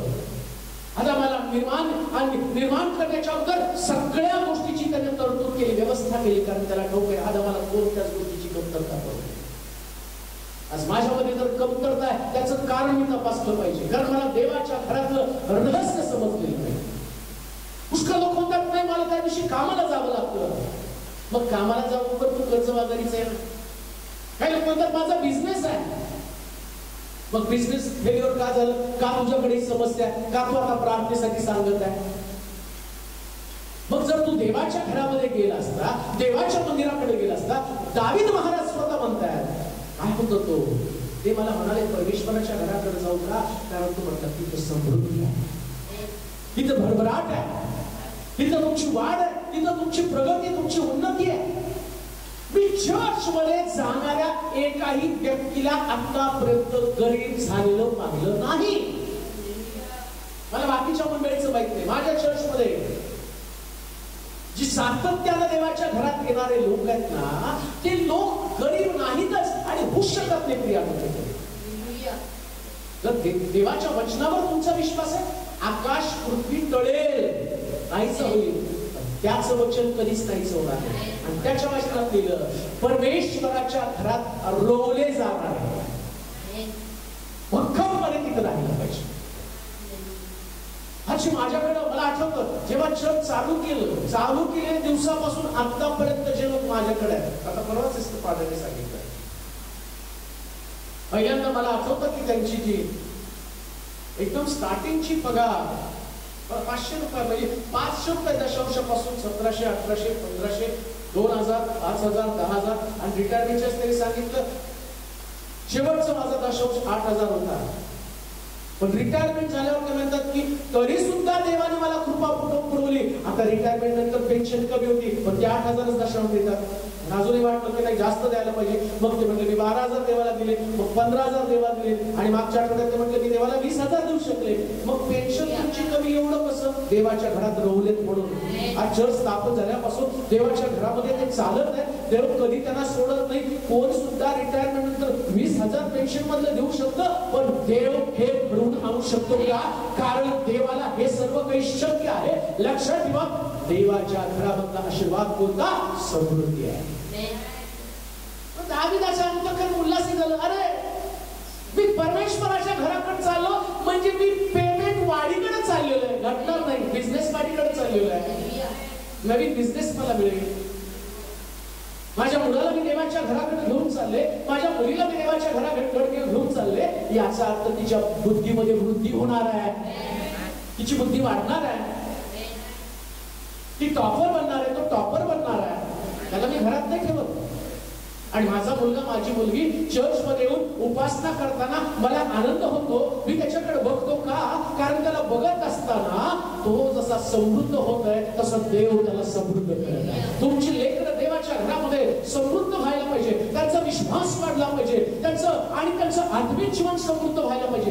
जितकं ते आत्मिक जीवनात समृद्ध होतील तितकं देव त्याला समृद्ध करणार आहे. म्हणून खाऊन घेऊ नाही का? देवाच्या घरामध्ये आल्यावर आपोआप समृद्धी येते. कुरकुर करावी लागत नाही, कधीच नाही करावी लागत. करू शकणार नाही, कधीच करू शकणार नाही. प्रियानो, तुम्ही घेणारे नाही, तुम्ही देणारे लोक बनता. मला परवा एका पोराचा व्हॉट्सअप नंबर घेतला आणि त्यांनी मला व्हॉट्सअप नंबरवर एक मेसेज केला. मला तुमचा धर्म स्वीकारायचे, परंतु मला 4 लाख रुपये कर्ज आहे. मग तुम्ही जर मला ते कर्ज दिलं तर मी तुमचा धर्म स्वीकारतो. आणि इकडे येत नाही, इकडे आम्ही घेतो. कशासाठी घेतो? 5 भाकरी घेऊन आम्ही 12 टोपल्या देतो. तुला कोणी सांगितलं? म्हटलं पैसे देऊन आम्ही तुला ख्रिस्ती करतो. चुकलाय, तुझा रॉंग नंबर आहे, चुकीच्या ठिकाणी तू केलेला आहेस. इकडे धर्म स्वीकारावा लागत नाही, इथं ख्रिस्त स्वीकारावा लागतो. तुझा धर्म कोणता आहे त्याला महत्व नाही. ख्रिस्ताला स्वीकारलं, त्याचा अनुभव तू स्वीकारल्यानंतर तुझी परिस्थिती बदलणार. कर्जात ते पण लोक मी पाहिले. मी गेलो अशा लोकांच्या घरामध्ये, सुसाईड करणार होते. देवाने अद्भुत रीतीने त्यांना त्या कर्जातून काढून त्यांना स्थिर पण केलं. मंडळी ते माझ्या लोकांची साक्ष आहे. का तर देवाच्या घरामध्ये ते आशीर्वाद आहेत. तुम्ही कधीच गरीब राहू शकत नाही. मी तर म्हणतो तुम्हाला कधीच कमी पडू शकत नाही.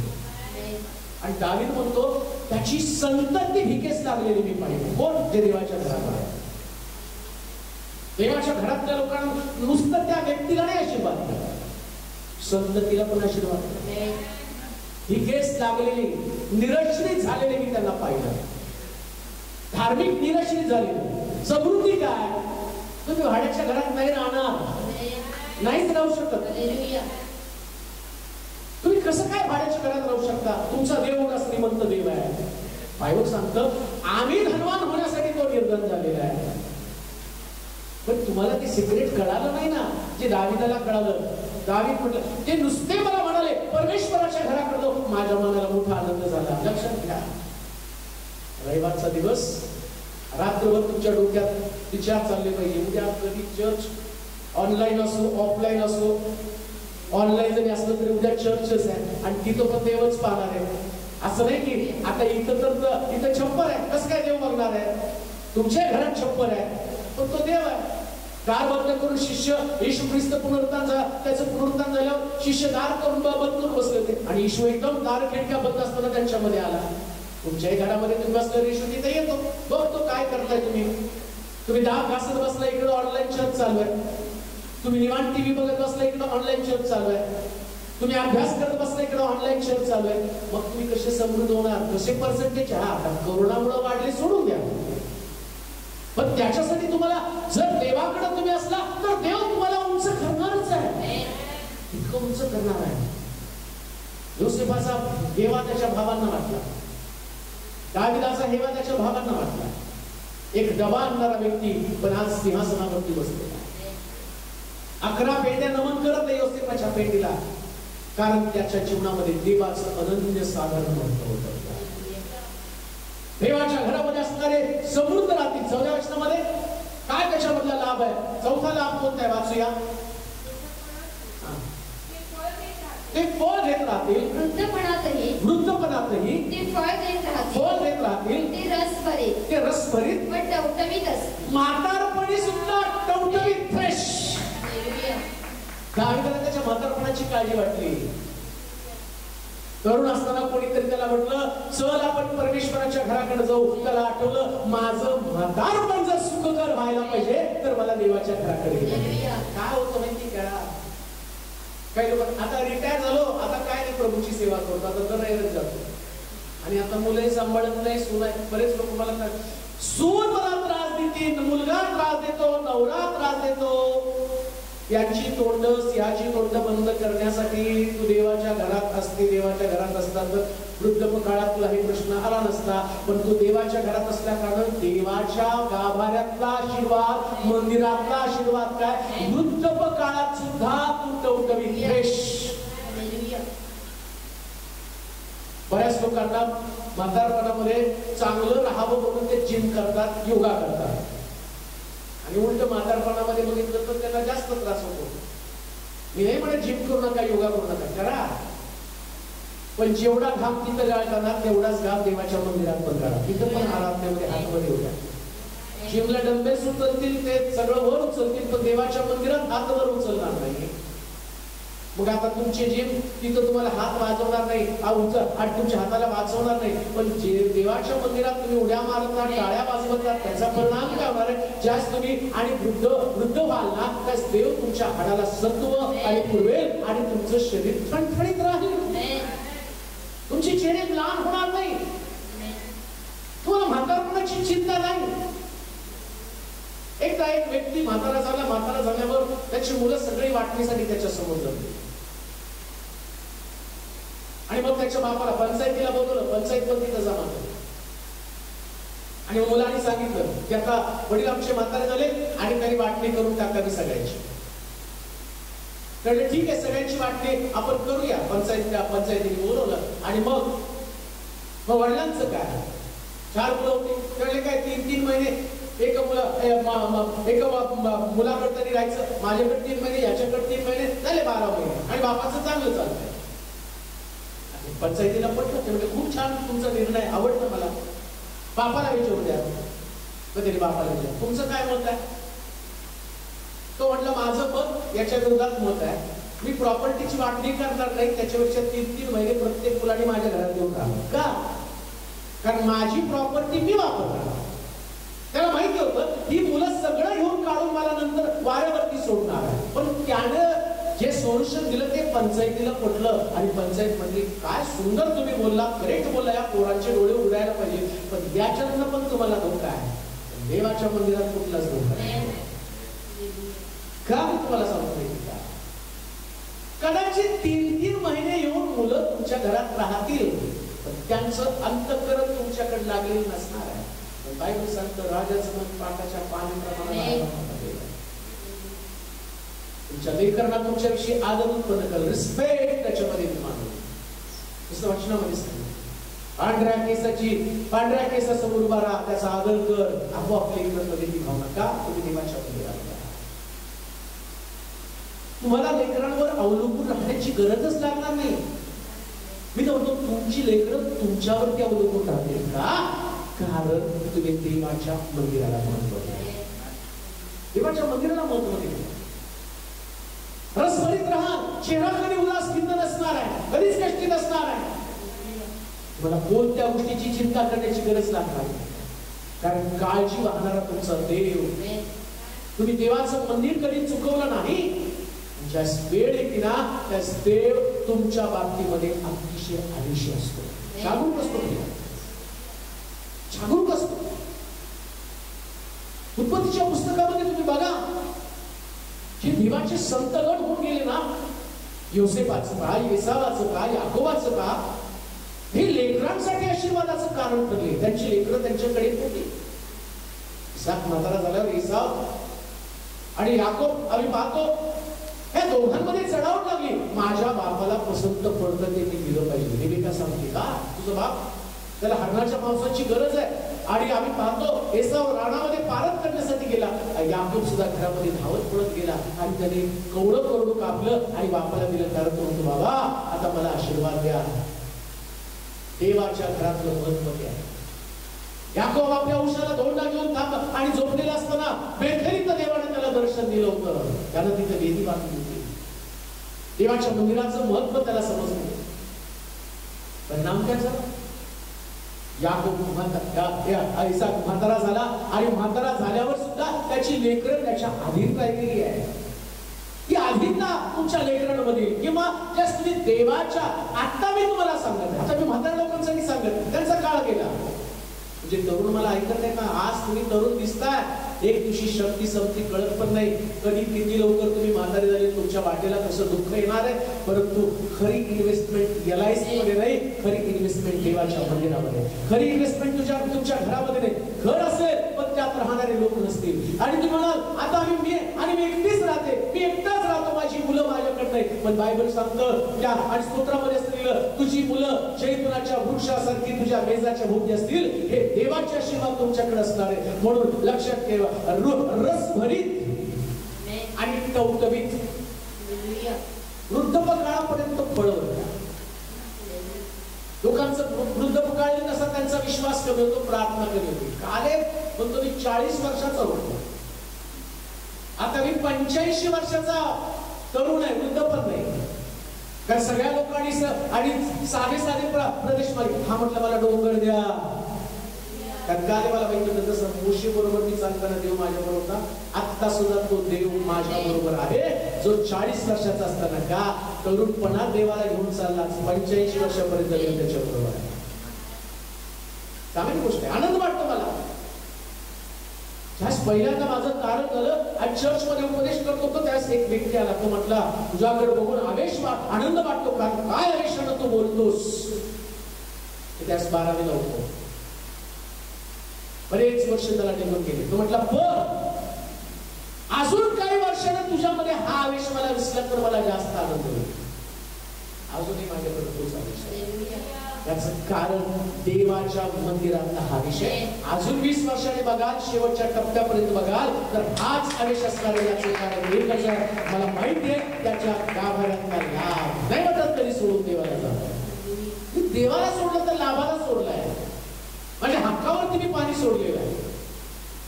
त्याच्या मंदिरातल्या त्याच्या गाभाऱ्यातल्या पवित्र लाभानं ज्याला तो निवडून घेतो त्याला तो तृप्त करतो. आज सकाळी जे तुम्ही आहात ना, माझ्या समोर बसलेले आहेत जे वर्शिप टीम या ठिकाणामध्ये आलेले जे लेकरं त्याच्यामध्ये सहभागी झाले ते साधे सुधे लोक नाही. देवाच्या गाभाऱ्यातले गुप्त लाभ तुमच्याकडे आहे.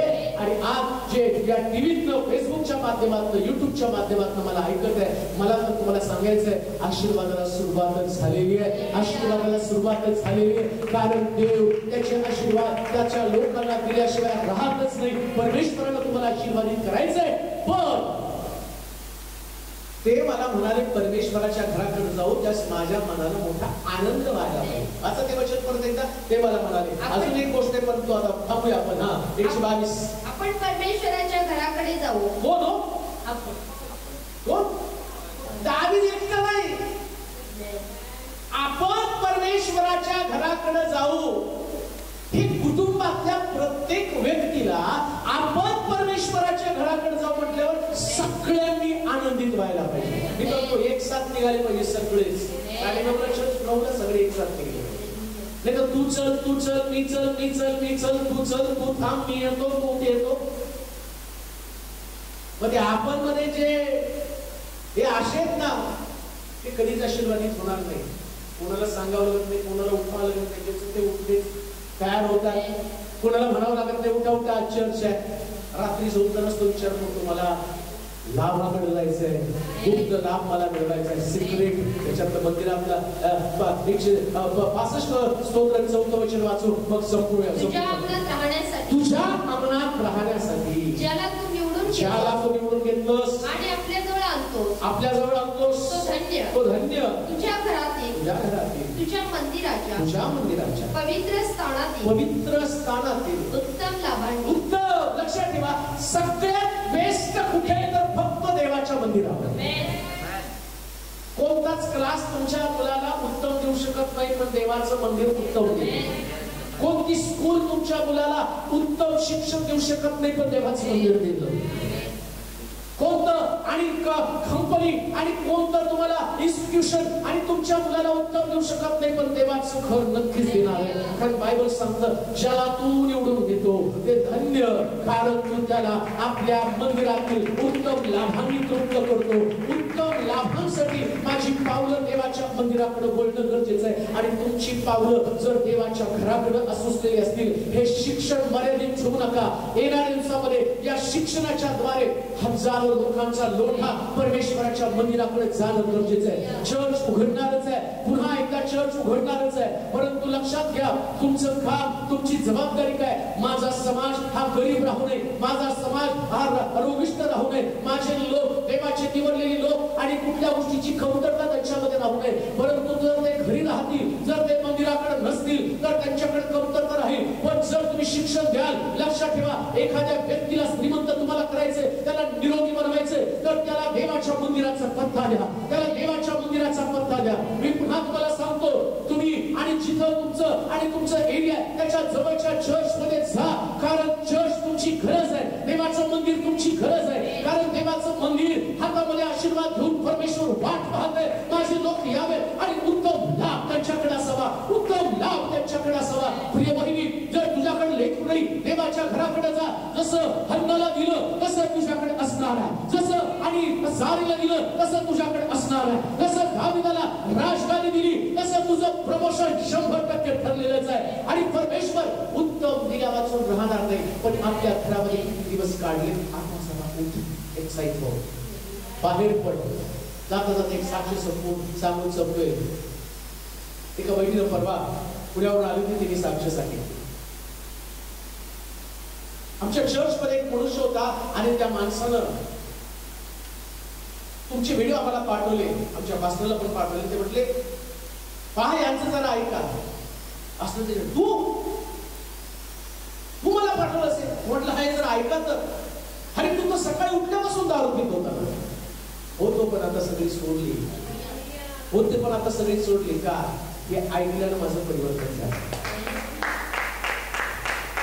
जाऊ द्या लोकांपर्यंत, हजारो लोकांपर्यंत जाऊ द्या. दारुडे देवाच्या घराकडे जाऊ द्या, दारूच्या मुद्द्याकडे नाही, तिथं लाभ नाही, देवाच्या मंदिरामध्ये लाभ.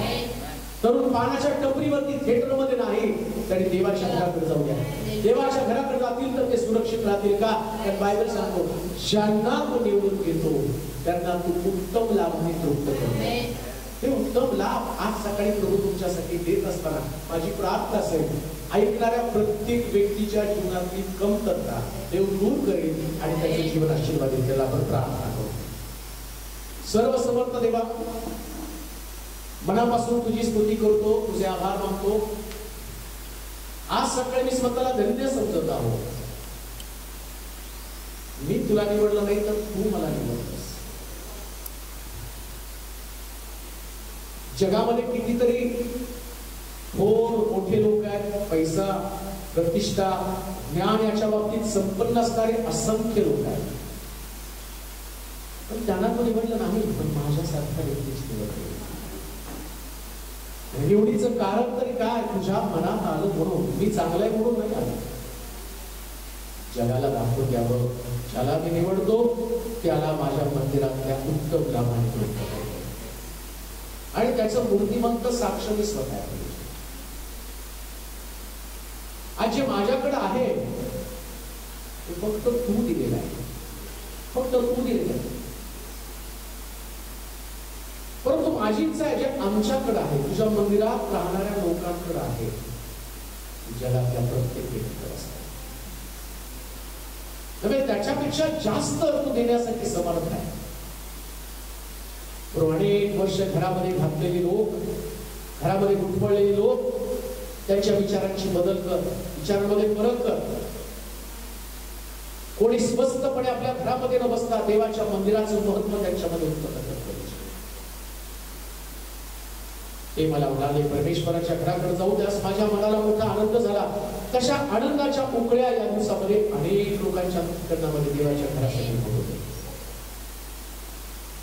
आणि माझा विश्वास आहे, ज्याने तुझ्या घराला महत्व दिलं तू त्यांच्या घराला तेवढंच महत्व देतोस. ते इम्पॉर्टन्स त्यांच्या जीवनामध्ये येऊ दे. येणाऱ्या दिवसामध्ये हे सगळे लोक सुंदीनं तुझ्या मंदिराकडे वळू दे. त्याला त्याचं महत्व, त्याचं इम्पॉर्टन्स समजू दे. त्या लोकांना देवाविषयीचा आदर, देवाविषयीचं प्रेम, आगतिकता निर्माण कर. आणि जर ते निवडले त्यांनी ती आगतिकता, ते प्रेम देवाविषयीचं त्यांच्या जागं झालं नाही, कोण त्यांना आरोग्य देणार आहे? कोण त्यांना सुटका देणार आहे? कोण त्यांना आशीर्वादित करणार आहे? ज्यावेळेस आम्ही तुझ्या घरामध्ये येतो त्यावेळेस 100% तू आम्हाला आशीर्वादित केल्याशिवाय राहत नाही. आणि म्हणून सगळ्यांची पावलं पडतो. आज जे तुझं वचन ऐकत त्या ठिकाणाला बसलेले आहे आणि आपल्या अंतःकरण उघडले. लेकरं नाही पण आज त्यांना आशीर्वादित कर. आणि लेकरं होऊ दे बंद नको, तू देणारा देव आहेस. ज्यांनी नोकरीसाठी अर्ज केलेला आहे, वाट पाहत आहे, सिलेक्शनचं लेटर त्यांच्याकडे येऊन तुझी प्रॉपर्टीची बाग आहे, निकाल लागत नाही अनेक वर्षापासून. आज तुझं वचन ऐकल्यावर तुझं गौरवी सामर्थ्य त्यांना पाठव आणि ते प्रॉपर्टीचे वाद संपुष्टात येऊ दे. ज्यांना लेकराच्या समस्या आहे, गर्भाशयाच्या समस्या आहे, रक्तामध्ये दोष आहे, आर्थिक प्रश्न ज्यांच्याकडे आहेत, पण आज तुझं वचन आम्ही ऐकलं आणि त्याप्रमाणे सर्वांची भेट घे आणि अनेकांच्या साक्षी घडवून प्रभूने ते चमत्कार केले. तुझ्या नावाचं गौरव, तुझ्या नावाचे सर्व आदर, सर्व गर्व, सन्मान तुला दे. येशूच्या नावाची प्रार्थना करणे तुला म्हणत आहे.